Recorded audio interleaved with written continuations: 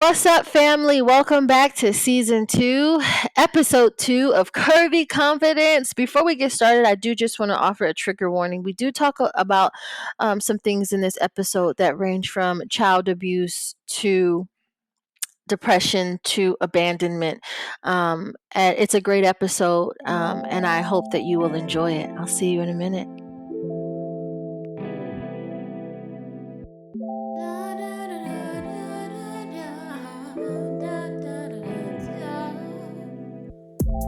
Can I be free? What is more mine? Let go these energies and these vibes are real low. I'm trying to get high. Can I be free? What is more mine? Let go these energies and these vibes are real low. I'm trying to get high. I know what I say. Help my feelings. I gotta go to the water to get my healing.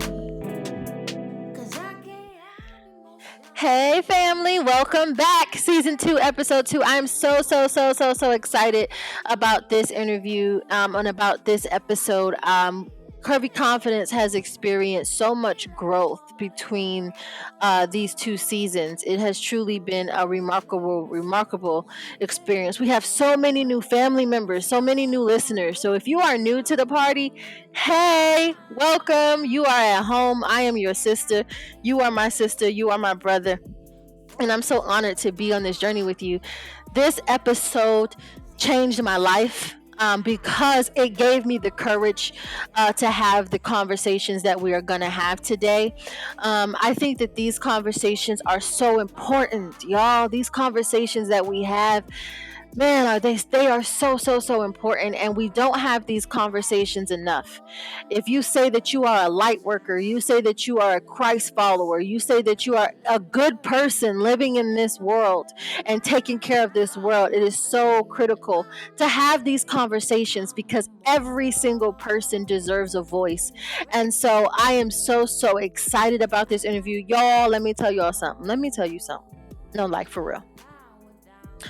On this episode, I laughed, I cried, I was checked. Like literally, I was checked because I had so much fear. I had a lot of, prior to having this conversation, I had so much fear about having these conversations because I didn't know how to approach it. I knew that I was an ally. I knew that I had a heart for this community.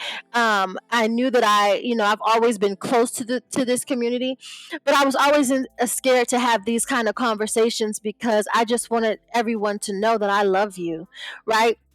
And so when I approached my guest, first I approached their partner and I was like, how do you think? And let me tell you how scared I was. I texted her and I said, can I ask you a question without you telling Dean? And she was like, yeah, girl, what's up? And so I asked her and she was like, go for it. And I don't regret it. I think you guys are really going to enjoy this episode, and I'm very proud of it because one, in our two seasons, we have not had these kind of conversations before, and two, I don't think enough podcasts, I don't think enough of our communities, I don't think that we have these kinds of conversations enough. I think that we need to have more of these conversations. I think that conversations are just the start. I think that we all have to do better in providing a world that is inclusive and loving, a loving community, a loving world. So I'm very excited for you all to listen to this episode. And I think we got a banger. Mm-mm. All right, y'all know how we start off our episodes. We start off with prayer. If you're new here, it doesn't matter what your religion is, what your background is. You are welcome. You at home. So kick off your shoes, relax your feet. Ooh, that's an. Y'all remember that song by Escape? Kick off your shoes and relax your feet and party on down. Hey, to the Escape beat, just kick it, just kick it. Yes, you are welcome here. So I do recognize Jesus Christ as the head of my life. And so I will be praying to Jesus Christ, but know that this is a safe space for us all and that you are loved in this space. Father God, I thank you for this day. I thank you for this opportunity. I thank you for life. I thank you for connection. I thank you for community. And I thank you for the ability to have conversation. I thank you, God, because you are binding this world together slowly but surely. I thank you, God, that you are a God of love. I thank you, God, that you are the God of second chances. So no matter what we have done, no matter what we are doing, we have the opportunity to make it better and to make it right. I thank you, God, that your hand is on Curvy Confidence. And I pray that you take us from glory to glory as we represent you. This we pray in your son Jesus' name. Amen.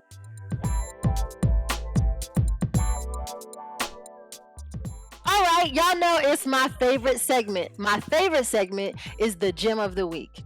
I love this segment because I find I'm one of those weird people that finds beauty in like the most random things.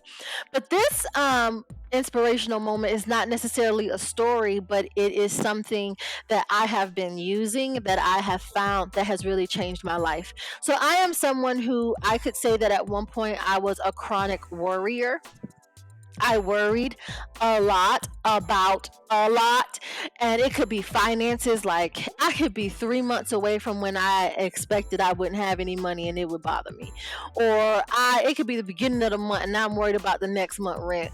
Or something's coming up, and I'm worried about it. Or I'm in one season, but I'm so worried about what my next season is going to be, and how am I going to do this, and how am I going to do that? Is he cheating on me? Does he love me? Y'all, that was me. Until I was reading my devotional one day and they were talking about this worry jar. And it's very similar to a gratitude jar where you write down what you're grateful for and you put it in the jar. Well, the worry jar is you write down what you are worried about and you place that worry in the jar and you walk away. In a month or so, you come back to that jar, you read the worry. And what you will find is, and y'all, I tested this, I promise. What you will find is that what you were worried about, what was crowding your mind, it's no longer a factor in your life. I named my worry jar because y'all know me. I'm all about what am I doing? What's the sign? What is this a representation of? And so I named mine the hands of God. So whenever I have a worry, I write down my worry and I place it into the hands of God. I close it and I walk away. And it seems really simple. It seems like kind of really petty. It seems like, is this really going to even work? But I promise you that when I place it inside the hands of God and I walk away from it, there's so much anxiety that is relieved from me. There's so much that is taken off of my shoulders. It literally becomes not a worry because it's in the hands of God. Try it. And what I use is I didn't go buy anything. I was at the end of my coffee container and I cleaned it and I used my coffee container, and on the top of it I literally just have a sticky note that says the hands of God. Try it. See if it works for you. Let's talk about it. Tell me, does it work for you? Does it not work for you? And if it doesn't work for you, maybe tell me some things that do work for you to help you relieve your anxiety, so that I can share it with our other family members, because I know that a lot of us are dealing with worry and thoughts that continuously just cycle around in our mind, and we no longer have to be a slave to that. Those days are over. Hello.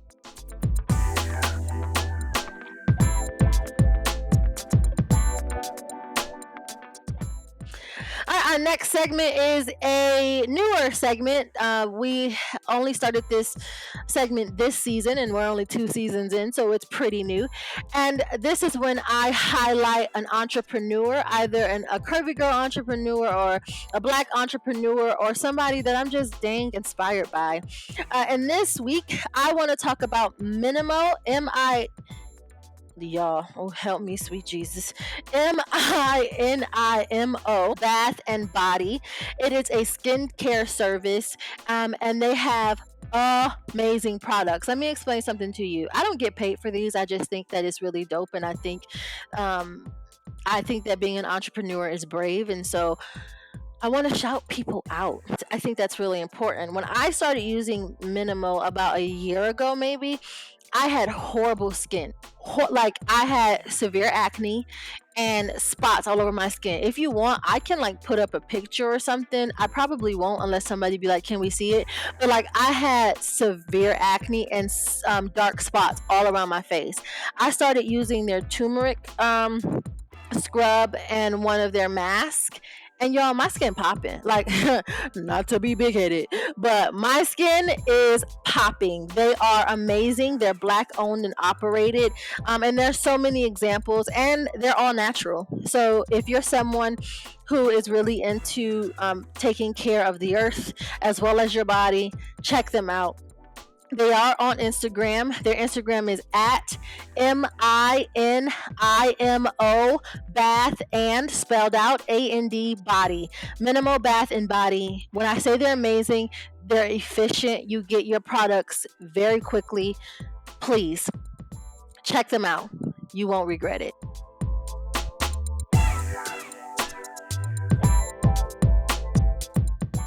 All right, it is that time for the interview. I talked a lot about what this interview would be. One, because it's really, really close to my heart.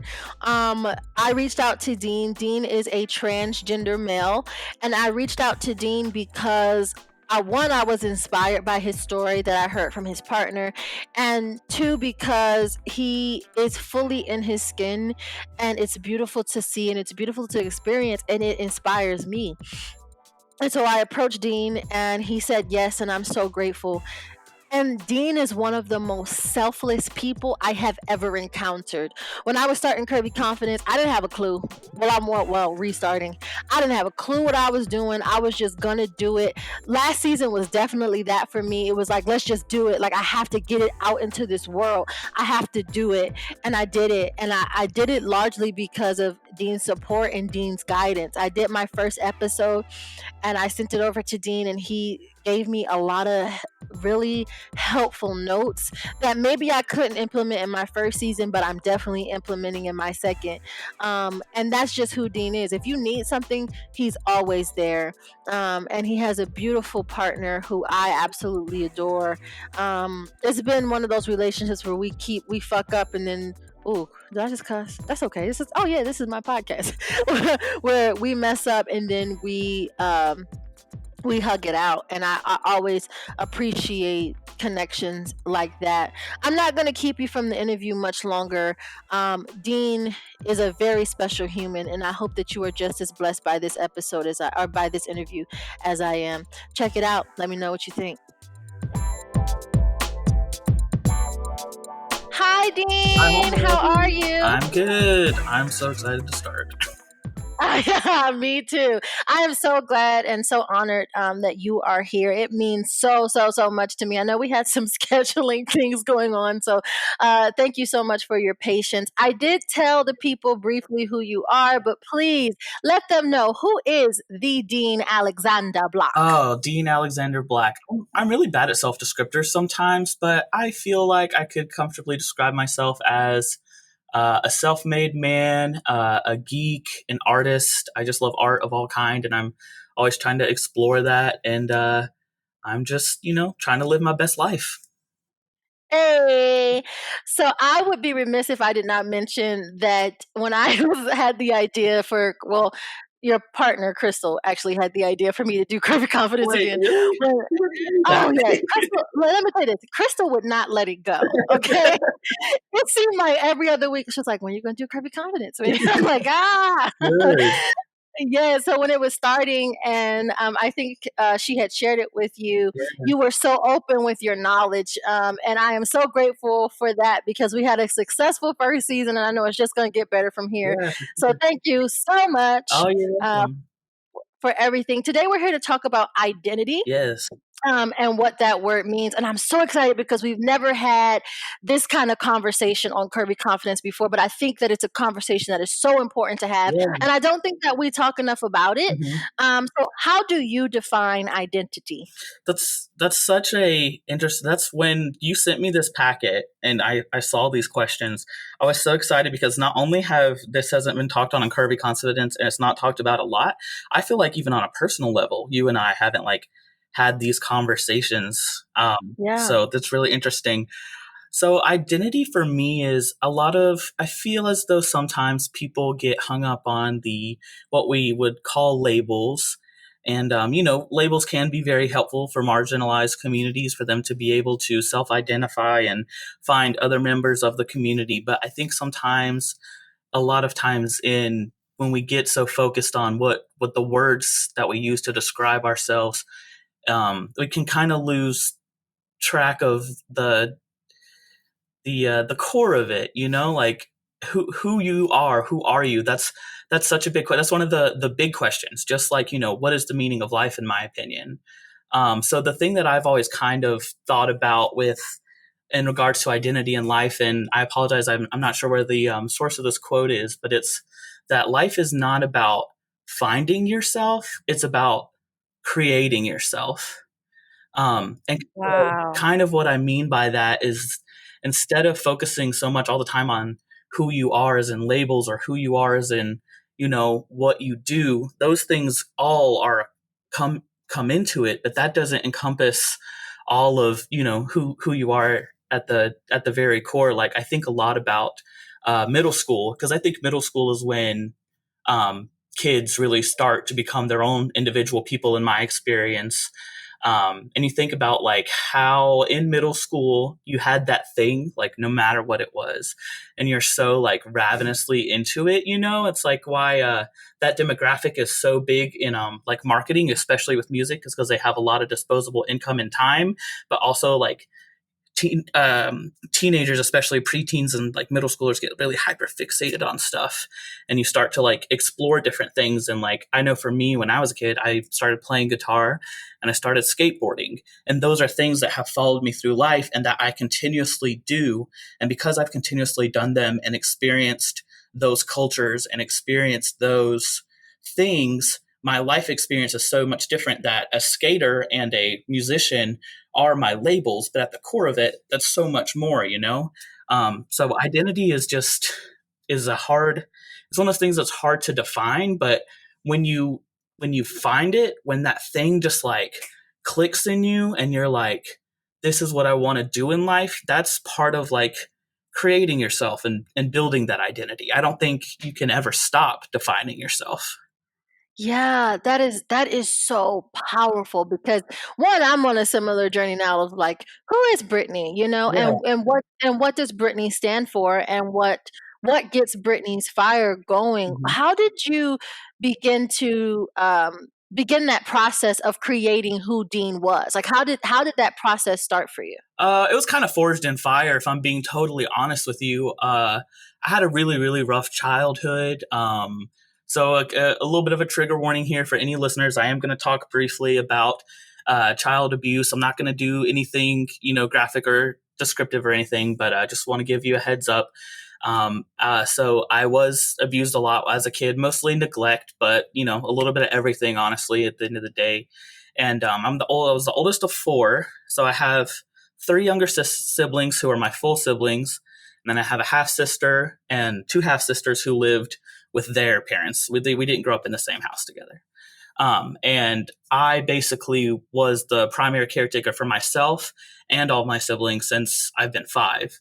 Like, my older sister, she remembers her like first memory of me is me being like 5 or 6 years old, changing an infant's diapers, my brother Jordan, because that's just what I did. I was basically the parent.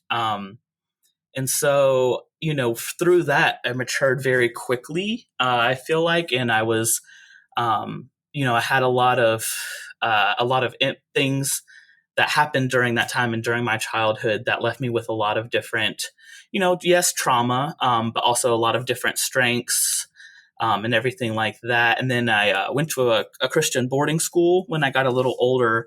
After we got taken into DSS the second time, which is Department of Social Services, Child Protective Services, whatever it's called in your area. They wanted to keep us all together, but since there's four of us, it's hard to keep four kids in a foster home. So we went to a Christian boarding school called DAR School, Tomasi DAR School, which is a Christian-based boarding school where you actually go to public school. So that was pretty cool.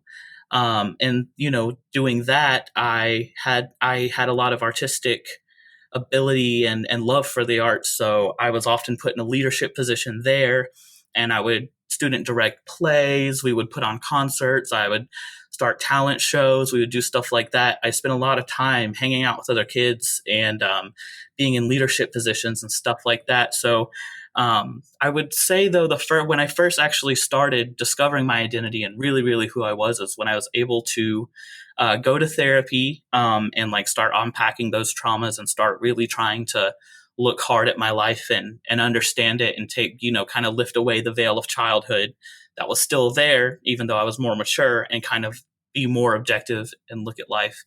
And it's actually funny. They say people who are depressed actually have higher like thinking and cognitive skills because that's uh, so you have sometimes you can have a more analytical mind, and so I just really started looking at everything. I started learning about the world. I started learning about history, music. I was just so hungry for the outside world and everything that it had, and it was as a form of escapism previously, but then as I got older, just as I wanted to know how things were, how life really was, and that's when, I just started realizing like this brings me joy, and just recklessly following that. My dad always played my guitar my whole life, and then I started decide I want to start playing, and I've always fiddled with it a little bit, but one day I was just like, you know what, this makes me happy. This is just what I'm going to throw everything into, and I think that's really when I started thinking about, what do I think? Why do I think that? What do I like? Why do I like that? So that was a period of time when I was really, really just absorbing a lot of culture and like pop culture and just everything. So I really think the first part of identifying yourself and stuff like that is, for me, the easiest thing is looking at the things that bring you joy, the people that Yes. bring you joy, the people that you look up to. Like I really admire you because you have done this, you've done the Curvy Confidence and you've done the blog and you restarted the podcast. And, I know that you've had some of your struggles and you've talked about them on the blog. And I was like, I really admire that about Brittany, that she's, able to do her projects and do school and all this other stuff. And I was like, maybe then that's something that I want to make into my life, is like, maybe I want to be a person who can do a creative project and also, is working on themselves in school, getting their degree, working on their career, and working on their life. You know what I'm saying? So, I mean, that's just the easiest thing is just, find any weird ass little wonderful thing you can that brings your heart joy, and just follow it with reckless abandon. Yes. First of all, thank you so much, Jean. My heart fluttered when you when you said that. I was like, oh, I'm soft. Don't have me cry on the podcast.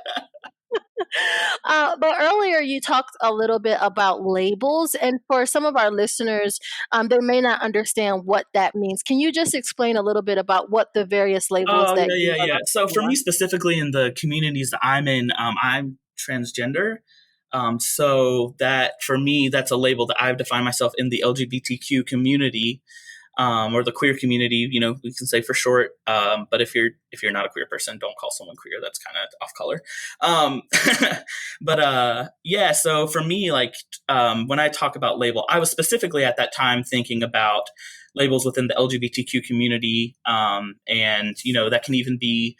Or a label could even be like, you are a Black woman or anything like that. Or if you think about like marketing or demographics, think about like what are the the summaries that people put to try and define themselves quickly. You'd say I'm an American, I am 25, I am male, I am in the LGBTQ, just those short definers. But mainly within the LGBTQ community is what I was specifically thinking about when I was talking about labels.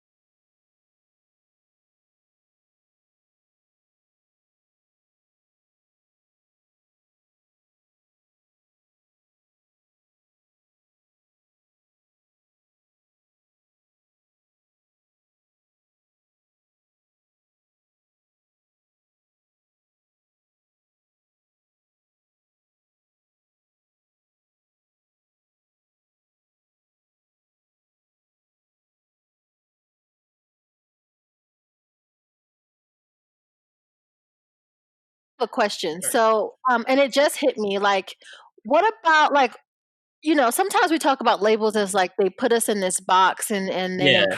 imprison us. But like sometimes labels can give you a sense of pride. Like Yeah. when you said I'm a black woman, I was like, yeah, I am. Like I am a black woman. How do you feel like labels either imprison us or give us the freedom to further explore our identity? Oh, that's so, you know what? That has such a simple answer, and it can get more complicated, but at the end of the day, labels that imprison us are given to us, and labels that set us free are ones we choose ourselves. Whoa, wait, whoa. That was so good. Please say it one more Okay, time. yeah. So labels that imprison you and put you in that box and keep you there are ones that are applied to you. But labels that will set you free and help you define yourself, those are the ones that you choose yourself. Now, some of things you can't change. You can't change that you're black. I can't change that I'm white. But like for the most part, those given labels, because the difference in our skin color is just a fact. But the fact that um, any kind of anything with like a racist connotation, anything, all of the ideas we have about what is white, what is black, the ones that others can give us, those are the ones that are more restrictive and keep us in a box and keep us conforming to what we people want. But the ones that you choose yourself are the ones that can kind of set you free. That's why I'm really, really big on reclaiming language. Obviously, as a white person, I'd never say the N word because it's not appropriate. But every black person should say the N word exactly as much as they want. Same thing with queer. If someone called me a queer, I say, "Oh, yes, I am." Or if they say, "Hey, faggot, you got a problem?" I said, "Yes, I do have a problem. This faggot right here has a problem. Would you like to fight with someone your own size?" Whatever it is, like if you can reclaim a word, you take that away. You take something that someone has given you to belittle you and to marginalize you, and you turn that into power. I just think that's so great. That's why I love bitch. That's why I love queer. That's why I love the N word, even though I personally don't use it, is because you're taking that label that someone has given you and you're putting a middle finger up at them and taking it and redefining it. Yes, you know which one I love. And I hate when people think that they hurt your feelings by calling you fat. I'm like, absolutely. Yes, and Right, and I think the last time it happened, I told somebody, I said yes, and it just proves that my family is wealthy because there's a lot of McDonald's on my body. Right. Thank you I very am well much. fed. I have a lot invested into this Yes. yoga. You know what I'm saying? Like I put Yes, work. you wish you had all There this are a wealth. lot of drive-through runs. Okay. Right. Can you talk about your process in freeing yourselves from the labels that you were born into but you didn't identify with? How did you begin that process of freeing yourselves from those labels? Oh, it was so hard because we talked about how I began by trying to look at life as it really was. And that came about in the beginning because I saw a dissonance one time when I went to the DSS office. And for whatever reason, that experience was so different than every other experience that I'd had at the DSS office because I'd had my eyes down. I was upset. It made me think about this thing was trying to like escape from. It felt cold and hard and mean. But this time that I went, I had my head up and I was talking to people, and I noticed a lot of people smiling at me and being very kind. And I was like, so that was my first experience with using the power of my own mind to improve a situation just by looking up, just by literally the physical act of taking my eyes off the floor and off my feet and looking at the people around me and noticing that they were smiling at me, they were being kind, and this wasn't such a cold, awful place. It was just a hard place to be. And that was my first experience with that. So then that fed into there had been a lot of manipulation and gaslighting in the abuses, and having to think like everything that I took for granted as truth because a figure of authority said that, I began to question everything. That's also some of the best advice that I was ever given is question authority. Always question authority. That doesn't mean that you're being disrespectful, but I think everyone should question authority as much as possible because that's the way that we hold authority accountable. Yeah. So I just began questioning everything. If anytime anyone asked me to do something, it was just why? You know, like toddlers have their why phase when they're little, and they ask you, "What's that? What's that? Why is this? Why is the sky blue? Why is that?" It was like that, but I was 14. You know, it was just like I just questioned everything, and I wanted to know how things really were, and to see things through my own eyes. So but I had always had a feeling of being other, being apart from, being different, not being seen, not being seen as I am. Like no one understood me. I felt like I was the only person struggling with the things that I was going through. There was no way anyone could even begin to understand them, because you know when you're going through them, especially at a young age, you assume that's how everybody's going through things, you know. But as you get older, you find out that you know, fuck, everything's different. You know, everyone lives differently, and there's so much variance in life, and you know your experience is not universal. Not enough people know think about that. Your experience is not universal. And I wanted to know about everyone else's experience. I wanted to know how other people saw the world. And I think through that searching and through that thirst for knowledge all throughout my life, I think it's the Sagittarius in me. You know, I just always want to be learning shit. Um, so I just I just started questioning everything, and it took me a long time to, especially for talking about the label I mentioned earlier with being transgender. It took me a long time to realize that I had those feelings because I had never heard that language. Like when I grew up in the 90s. I was born in 93, right? So I was a teenager in the early 2000s, but it was still basically the 90s because I went to a Christian boarding school and I wasn't allowed to use the internet, or like I didn't have a phone. I wasn't on social media.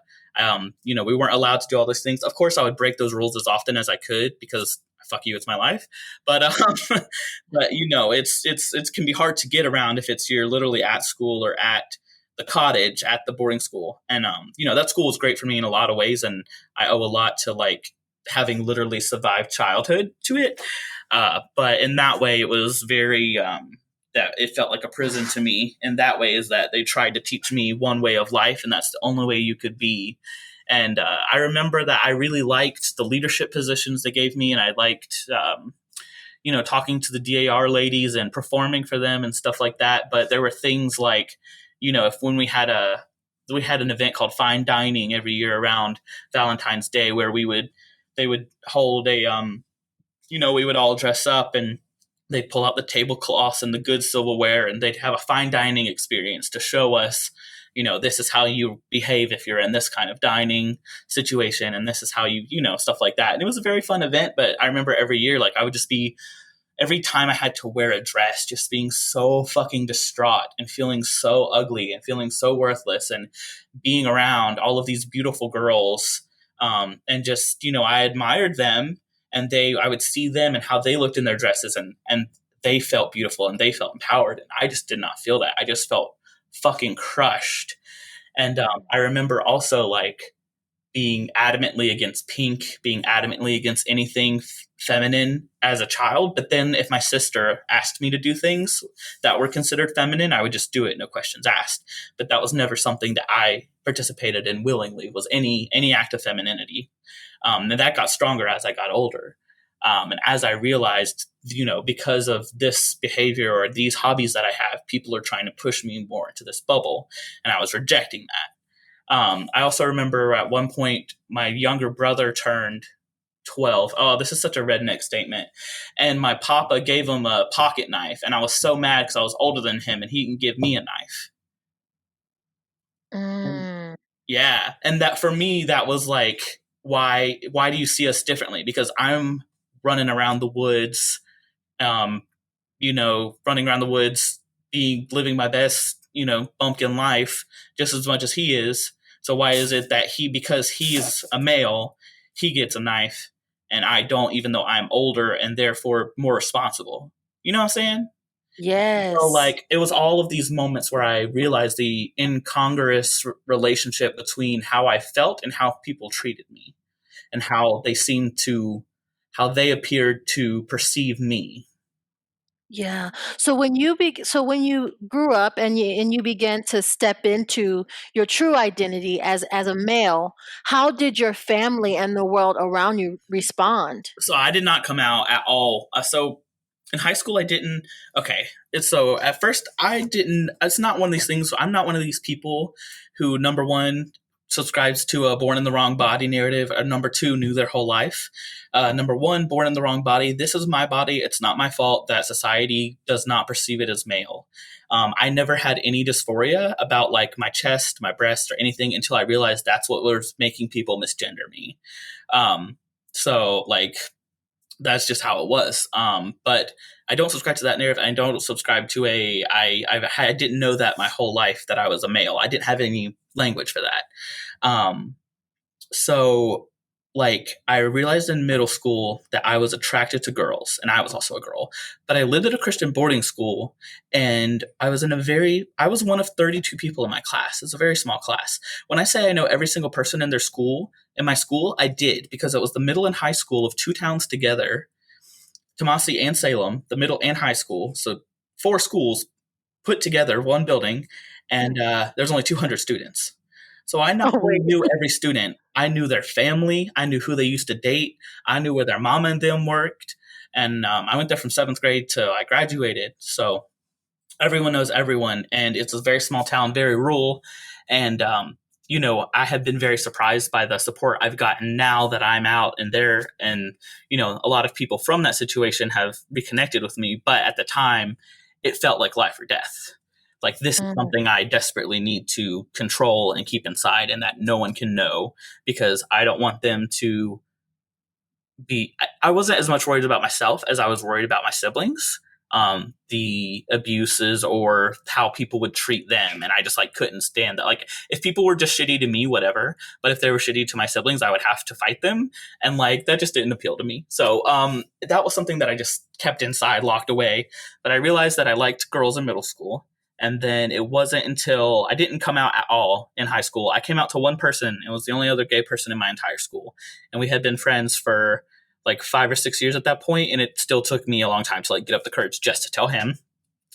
And then I realized after I graduated from high school and went into college, my sister contacted me one day because one of her friends was a assigned male at birth person who wanted to live their life as female, as a girl. And I was immediately like, okay, that's a gay thing, I guess. I'll try to find somebody that they can talk to. And so I did, because I was in college and I just knew people, and I found a group called the Gender Benders. And I talked to one of the admins about the situation, and they were like, yeah, I'll add you, and then you can add your friend. So through helping my sister's friend out, just because my sister knew, hey, this is a gay thing, you as the only as a safe person who is gay, who I think can help me, my friend, who I also knew, but, who can help. And she reached out to me, I reached out, and then reading and learning and taking in these others' experiences, it was like if you want to get metaphorical, we talked about how I felt like I had to lock that down inside me. That was a secret that I had. That was a secret that I had felt I had to push so hard down, and that I had to hide from the world, and that if I didn't hide the world, there was no way I could be successful. There was no way I was ever going to survive in this lifetime. Like, that's just how it felt. But as I learned about it and saw like grown people, adults who were trans, and people that were my age, and people that were of all different experiences that were trans and were just like out there living their life. Like, I still remember the first time I learned that Ellen DeGeneres was gay, because for me, that was like, okay, if you're good enough, if you're popular enough, when you come out, if you come out eventually, it won't totally backfire on you. You can still be successful. Now it's huge to me. And yeah, and then I had listened to Tegan and Sarah, and they were musicians who were openly lesbian, and they had a really, really good career, and they had great music. And I was like, oh, okay, so you don't necessarily have to be like the most lovable person in the world, Ellen DeGeneres, like literal ball of sunshine. You can also just, be a person who is gay and does music, and like the art scene has always been like in general more accepting of different kinds of people. So I was very, attracted to that. And then I just remember when I was reading that and reading that on Facebook, it was just like a ball of like a rubber band ball made of chains was just like being pulled apart in my chest, and like just dropping weight, dropping weight, dropping weight. But at the same time, I was pulling that open, you know. And sometimes when you've locked something down so much and you're trying to open it up, you know, Rumi says that the the the hurt and, you know, the brokenness is where the light enters you. Whoa, whoa, whoa! Say that one more time. It's a Rumi quote. I'm pretty sure it's like the brokenness is where the light enters you. It's where you can get those things. So that pain, even though it was a relief reading those things. Um, it was hard. And I remember when I finally for a while I was just like, yeah, the wound. That's how it's worded. The wound is the place where the light enters you. Wow. That's by Rumi. Yeah, Rumi is great if you're like trying to, you know, be introspective, and you're not used to that. You're not kind of used to sitting in your own head and kind of thinking about how you see things. I find poetry is really great because you can do it in snippets and then just kind of think about it. It's really good for that if you want to start getting a little philosophical. But anyway, and that's been very true for me because like I acknowledge that I was kind of gender queer or gender fluid. I know that I liked a more masculine expression, and for a time I was just like, okay, maybe I'm just like a dyke, maybe I'm just, you know, a butch, I'm just someone who enjoys a masculine expression, but I'm still female. And I started also meeting more trans people. The girl I was dating had a roommate who was trans, and I was just getting a lot more exposed to the realities of that just through like being around this person, having started their transition, and you know, just getting to know people, going to events with this group. And it was still so hard to finally, there was that last little bit, like literally I think like a week before I finally came out, I went through a hardcore feminine phase where I was wearing dresses again and curling my hair and painting my nails. And I remember my partner was like, okay, like you look really cute, this is not really what I expected, you know, this is not really how you have been, but like you like just like kind of took it on. But it was me, that last gasp of like wanting to resist this thing that was getting harder and harder to resist, because the more that I untangled this thing in my chest and the more I learned about it, the more I saw how much, you know, I just had to get that last bit of, when you lock something inside of you and you have it so deep in there, it's also painful and hard to open it back up because there's so much effort in beating it down. It's that much harder to open it up sometimes. And I remember when I finally came out, I didn't even come out. I just started weeping in front of my partner. And she just like held me, and I was just weeping and weeping. And she's like, "What's wrong?" I was like, No, nothing's wrong. I'm okay. And she was like, "What's wrong? What's wrong?" I was like, "Nothing. It's fine. I'm okay." Like literally at the same time feeling like my entire world was imploding, and like it was one of the most suicidal places I've ever been in my life also. And like she was like, "What's wrong?" I was like, nothing, like it'll destroy everything. It was just everything was all built up, and I just had this narrative in my mind, even though I had proof that wasn't true. And she was finally like, "Do you want to be a man? Are you trans?" And I just like wept, just like soul racking, wept. And like, you know, she talked me through it, and I was like, yes, I just feel so hard, it's so heavy. Like, what if I fucking lose everybody? Like, what if my entire family just doesn't want to talk to me? What if I lose everyone? What if I lose everyone? Is that worth it? But it was, because the person who I was at that time would not have made it another year. I was so sick and so hurt and so full of pain that the only way to escape the pain was to just stop feeling. That's not life, you know? And you know, she talked me through it, and I finally let that go, and I finished crying, and I got kissed and cuddled, and I went downstairs, and my two roommates were there, one which was genderqueer and one which was transgender, and I said, "Hey guys, I think I want to try using male pronouns. I don't really want to talk about it right now." And they just like hugged me and were like, "That's awesome, dude. We're so proud of you. Thanks for telling us." And like after that, it was just released. I felt like I don't know. I don't know how to explain it. My spirit felt like it filled my body more. You know, I just felt Wow. more. I just felt more of myself, bigger, you know, and that it was really a very heavy moment in my life, and it's really hard. It's a really hard realization to realize, and something no one ever talks about in the coming out process is that it's harder right after you come out. Mm. Coming out is hard, but it's harder right after, especially in my experience if you're coming out as trans. um, because you finally let that out, you've gotten through that emotional weight.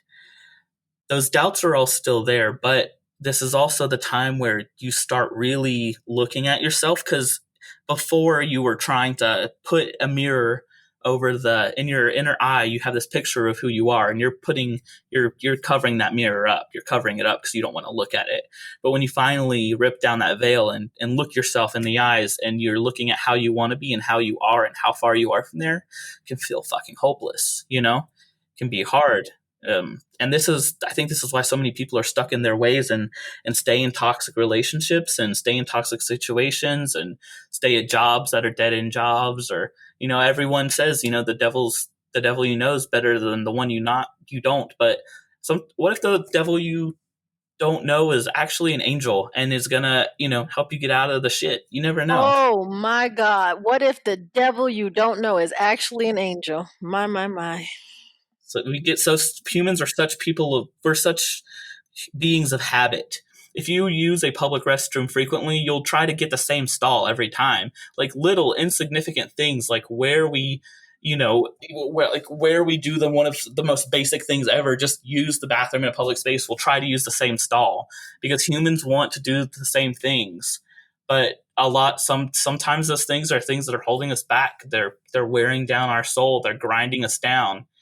And, no matter how hard it is to lift that rock off of you or to, push that log up the hill, whatever it is, sometimes you just gotta try to do something different. That's my biggest advice for anyone who feels hopeless or feels like, their life is not how they want it to be. Just do something different today.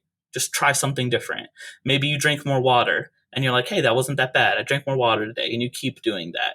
Those small little changes that you can keep over time, that's going to take you a lot farther than any New Year's resolution that you try really hard for about a year, once a month, for a month, Yeah, that is so, so good. First of all, thank you for being so transparent with your story because Yeah.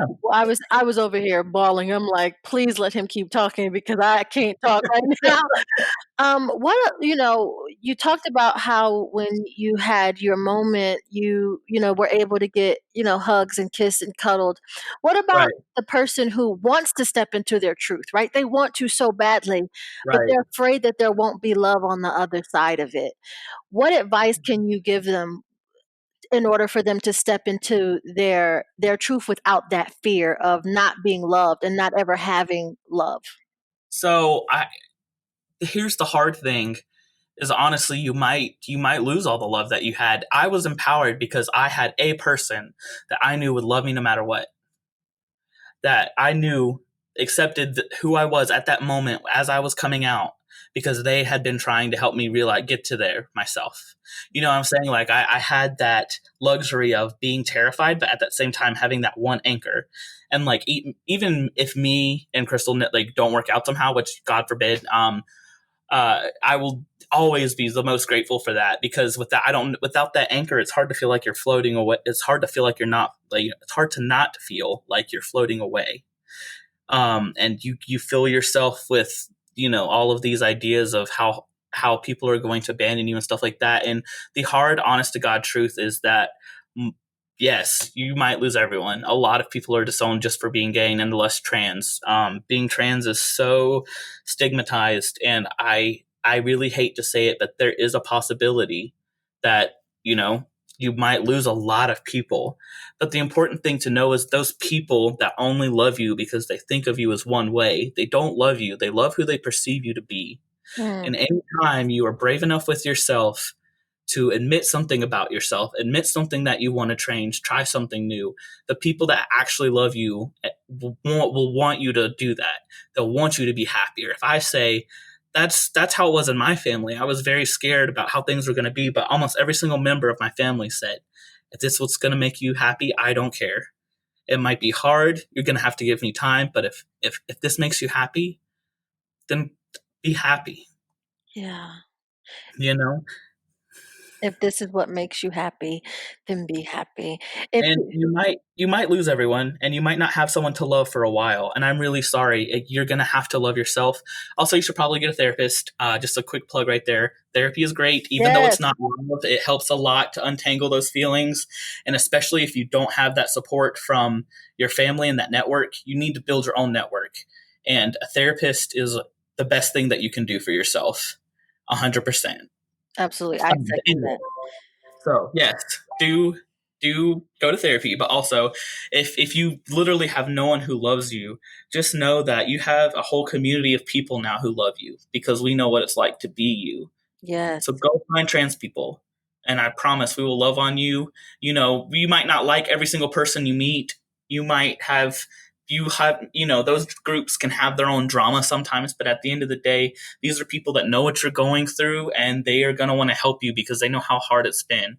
Um, our It sucks that our community through its lifetime has been so marginalized, but also we're very strong because we've had to be, and we're very good at helping each other and finding each other resources.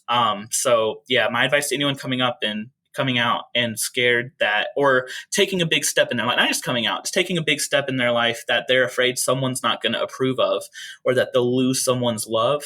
Just remember that, anytime you're being your most authentic self and choosing to be brave and do something that you want to do, that's you choosing to love yourself. And if someone can't love you loving yourself, then they're not even loving you in the first place. They're just loving who they think you are. So, I mean, always do that thing that scares you, to be more yourself. And that's something that, I think sometimes it's easier for me because I had to learn this giant big thing about myself. Now it's easier for me to recognize things that I want to be.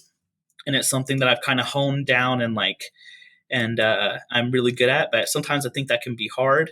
So also look at, I would say, if you're like, especially, if you're at a place in your life where you feel like you're at a crossroads, you don't know who you are, you don't know what you want to do or what your purpose is.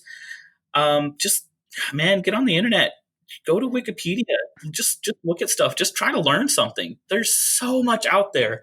This world is big and vast and has billions of people who think just as much as you do, who feel just as much as you do, and maybe they feel just like you do, and they have things that make them so happy. There's so many things that humans have invented, sports and hobbies and books and comics, and there's just so much out there. The human experience is so vast. So if you're in a life that you feel like you just cannot get through anymore, it's too heavy, it's too hard, there's like 7 billion, I think, at last count, other people in the world who are living lives that are different than yours. And you could live a life like theirs. You can live a different life. So if you're at a point where you just feel like your life isn't worth living, just change something, choose something, learn something, whatever it is. For me, like when I was at my worst and when I was the most depressed, like that's when I find things that I've loved the most. Like there was a point where I wasn't going outside at all or never talking to anyone, and I just was like watching YouTube and saw a bunch of skate videos, and I was like, I'm just gonna skate. I'm just gonna try something because this made me excited, and I feel like I haven't felt anything in a while, and I just got a skateboard and started skating, and through that started going outside and started talking to people, and I was exercising and I was looking up other skate videos and finding other people to talk to. So every hobby, everything that is out there has a group of people who also like that thing and will be stoked about that thing with you. So yeah, just find your community, if you're aware of the people that you're around and you surround yourself that people you want to be like, it'll all come out in the wash. Like it'll just happen naturally. Yes. You talked a lot about community. How can the surrounding communities and these communities have been mean, they have been hateful, they have been spiteful. How can these surrounding communities be a better ally to the trans and queer community? Okay. I feel like most people could be better allies for most people if they just considered what I said earlier, which is your experience is not universal. Mm. And just because someone's not living a life that looks like yours. It doesn't take anything away from your life. So me being transgender literally does not hurt anyone. It might, some people might have been upset by it or shocked by it or like had some feelings about it, but there has been nothing about me being transgender that has permanently altered anyone or hurt them in any kind of way or derailed anyone's life, anything like that. It's just me. It's my decision. It's my body. It's my life. And do with it what I damn well please. Amen. I think also one thing that I'm gonna touch on briefly, especially with the communities being better allies, is that you need to realize that your community already has trans people in it. And so if you ignore trans people, you are doing a disservice to your community, because there are Black trans people, there are Indigenous trans people, there are disabled trans people, there are autistic trans people. Like any community that you could possibly be in, there are already trans people there. We are statistically as common as redheads. There are a lot of trans people out there. You just might not even realize. You don't know what a trans person looks like because we just look like everyday people. So just because you look around and you don't think you see any trans people around you, number one, doesn't mean that they're not there. And number two, still doesn't mean that like that's not your problem to worry about. Like, all humans deserve basic respect. And even if you don't quote unquote agree with what someone is asking for, do them the common respect of that they fucking know themselves better than you do. I live with myself every day. No one knows me better than me. Yes. So there's nothing that you can say that's going to tell me or change my mind about what I'm doing with my life, because I live as me every day. And at the end of the day, I'm the one that has to lay my head down on a bed and think, am I proud of myself today? Did I do good? Did I live authentically today? Did I have a good day? Did I touch someone's life today? Or was I a coward who did the same thing that I've always done because I was too scared? Wow. Am I a coward who was scared by someone else's power, so I tried to put them down to make myself bigger? I'm the one that has to lay down at night and deal with myself and who I am. So, fuck what anyone else has to say about it. You're the one who has to live with yourself. Right. Oh, that is so good. If you could go back and you could talk to 5-year-old Dean, what would you say? She would be confused. Because we talked about, like, when I was 5, that was the first time I went into DSS. And I still had absolutely no idea what... I'm sure I might have vaguely known what, like, being gay was, but I didn't know anything. I just didn't know anything about the world, man. Gosh. The hard thing about this question is that I think about a lot of times, like, I try to stand by the, like, be who you needed when you were younger. I really try to be someone that, younger trans people or anyone can reach out to and talk to and be a safe place for, understanding or help you find resources, whatever it is. And it's easy sometimes to think about, what did you need when you were younger? Okay, be that thing. But it's harder to do it the other way around, I think, because everything that kid went through has resulted in me. And 5-year-old little Dean, Alex, my middle name, that kid has everything that they need to survive. He's going to be okay. Yeah. And I probably would just tell him, like, things are scary, things are hard, but you're going to be okay, and you have everything you need in you to get through this. Yes, you are going to be okay. Thank you so much, Dean. This has been... Oh my God, this has been amazing. I am so full and I am so grateful for this. Well, thank you. Yes, please tell everyone where they can find you. Well, I don't really do a whole lot of, like, social media stuff. Like, I don't really have any, like, projects or anything. But I'm on Twitter at Nintendino, just like Nintendo and Dean together as one word. And Facebook and Instagram as Punk Harry Potter or Dean Black. Yes. I did not know that that was your Instagram. I don't even know if I follow your Instagram. I have to fix this like right now. Thank you so much. This was amazing. We have to have you back and maybe collaborate in some way because this was For amazing. sure. I laughed, I cried, I got my entire life. So thank you so much. Yeah, you're welcome. Thank you for, giving me a platform that I felt very, confident and safe enough to be really open and honest, like about my experience. I think that this is also the reason why I don't try to be what we call the cool kids, we in the community call being stealth, trying to not, be cis passing and not really tell people it's mostly a, not dying technique, but that's why I'm not really part of that, lifestyle or brand. Not that there's anything wrong with it, to each his own, but because if we talk openly and honestly about our experiences, we have no idea, what the impact that could be to someone else. So if you're someone who's like felt touched by this or anything that I said, especially if you're a person who identified with me saying earlier that I felt like, I was afloat in the universe, I was so alone and like I might lose everything and everyone, just know that like that's not true. And there's someone out there who feels just like you. And you might not have anything else in common, but the human experience is very varied, which because it's so different for everyone means that there's someone else, there's a lot of people who feel like you do, and you just got to find those people. Yes. Thank you, Dean. Yes, thank you. I appreciate it.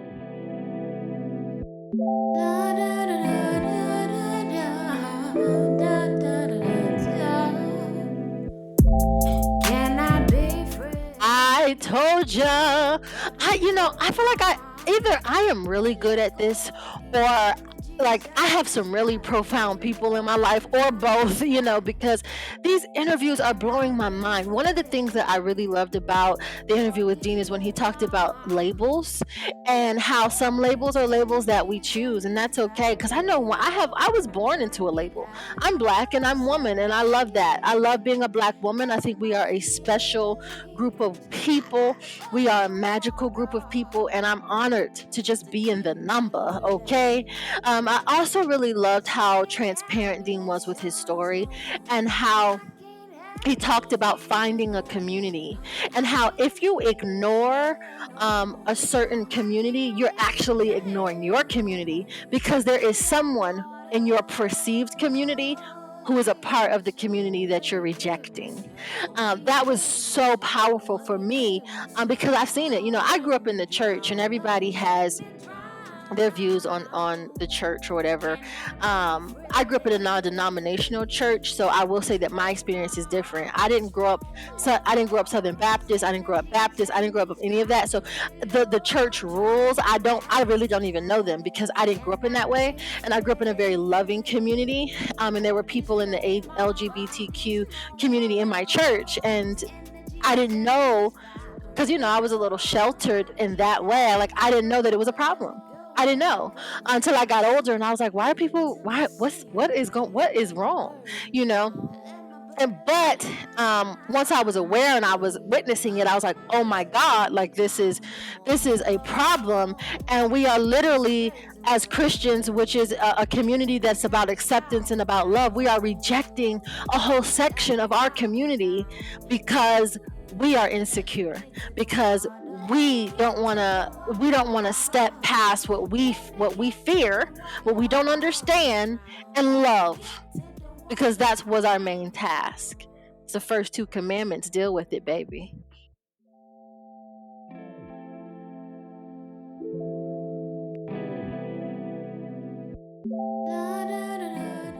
All right, y'all know how we end this out. We end this out with deep breaths and affirmations to just send each other off in love. I can't wait to meet you again next week. This is really one of the highlights of my life, and I thank you, and I'm so grateful. For those of you that don't know, we do season 2 a little bit differently. We take 10 deep breaths together as a family, and then we end with 7 affirmations, one for each chakra, to activate it, to send love to it, and to just be. So whenever you're ready, breathe in.